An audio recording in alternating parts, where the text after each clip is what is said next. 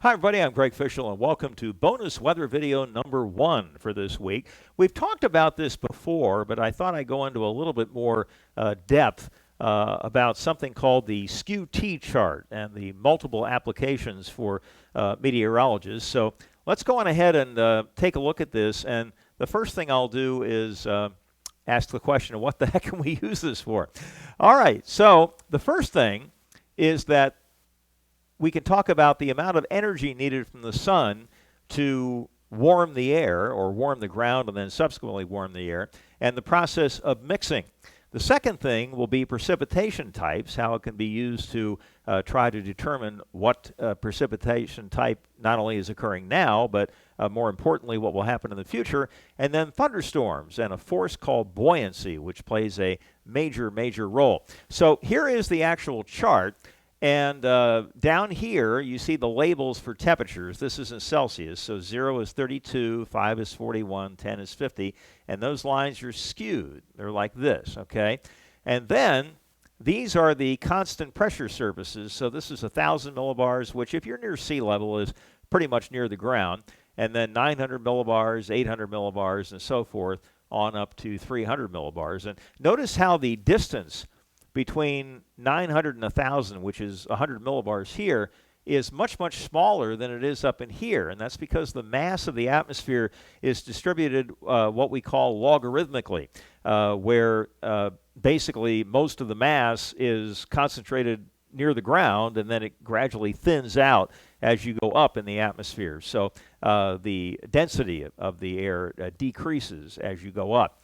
Okay, so the first thing we were going to take a look at here was energy and mixing, I believe.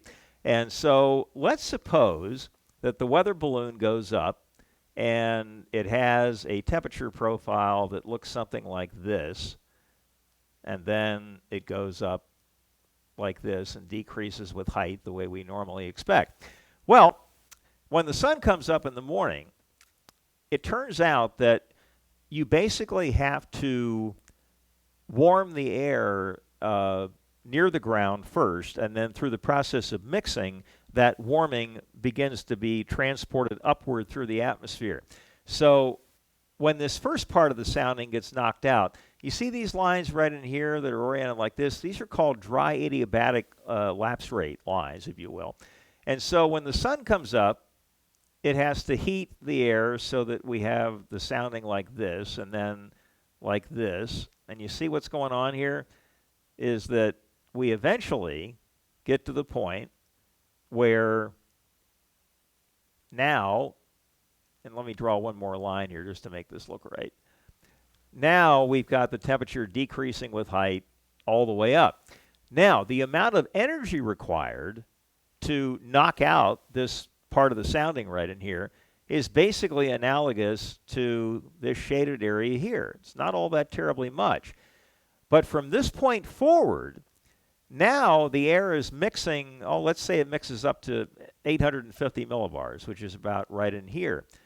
Now, in order to get the temperature of the ground to go up at all, you have to heat this entire layer. And so now, if this gets transported over to here, okay, and then let's say it gets transported over to here, now you're having to heat this entire layer in order to make the temperature go up a fairly small amount. So down in here, the temperature warms up quickly. I mean, in this particular example, it's like 3 below 0 Celsius, which is about 26.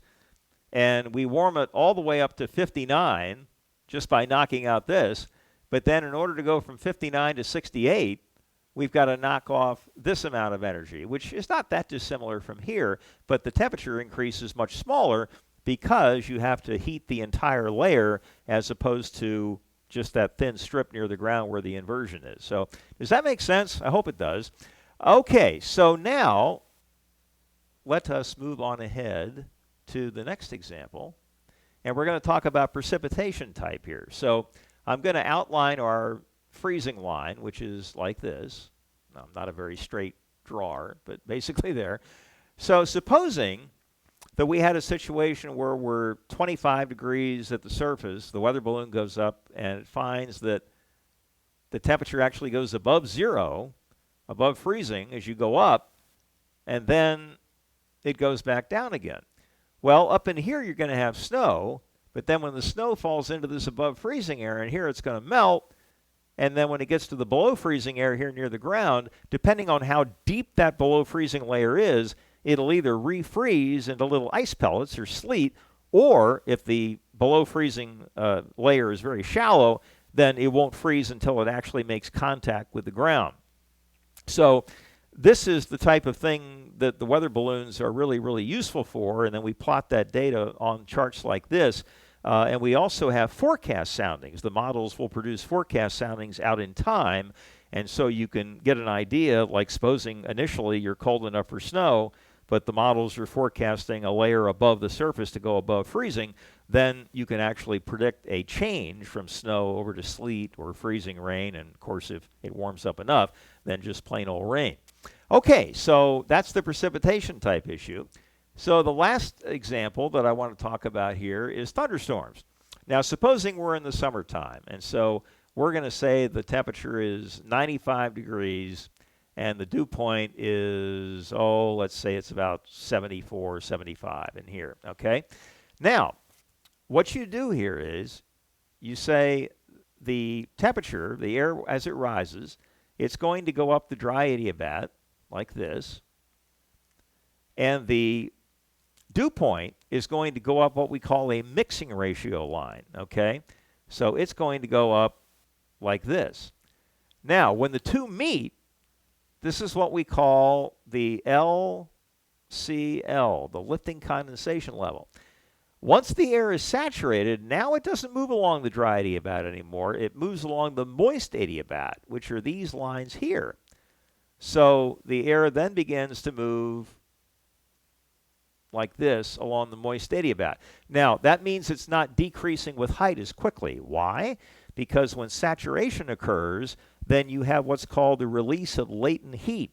And that changes the lapse rate from like 5.5 degrees per 1,000 feet to about 3.5 degrees per 1,000 feet. So it's still getting colder as you go up, but that latent heating, because of the condensation that's going on, is making that lapse rate a little bit less steep. Now, let's suppose, now what we did here, we were just talking about an individual air parcel. Let's say that the environment that this air parcel is in looks something like this. Okay? The difference between the temperature of the air parcel and the temperature of the environment is this shaded area here. And for that entire shaded area, there is a force of buoyancy going on, okay, where the air parcel is buoyant because it is warmer than the environment that it's in. And so any force has acceleration with it. Remember the equation F equals ma, force equals mass times acceleration. So any force has acceleration. So as long as this air parcel is buoyant, then it's going to accelerate upward. And let's say that the environment looks something like this.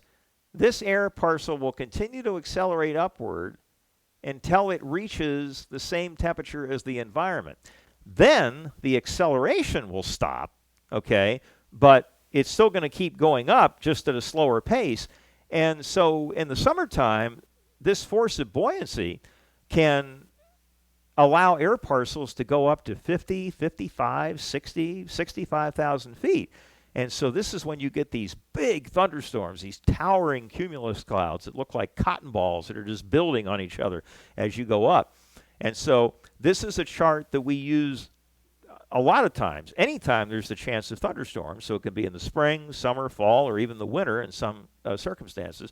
But basically what we're looking at is the temperature high enough, and more importantly, the dew point high enough, so that we can make that air parcel buoyant compared to the environment, or warmer compared to the environment, making it buoyant, and then that force of buoyancy makes that air parcel accelerate upward and grow into a big thunderstorm.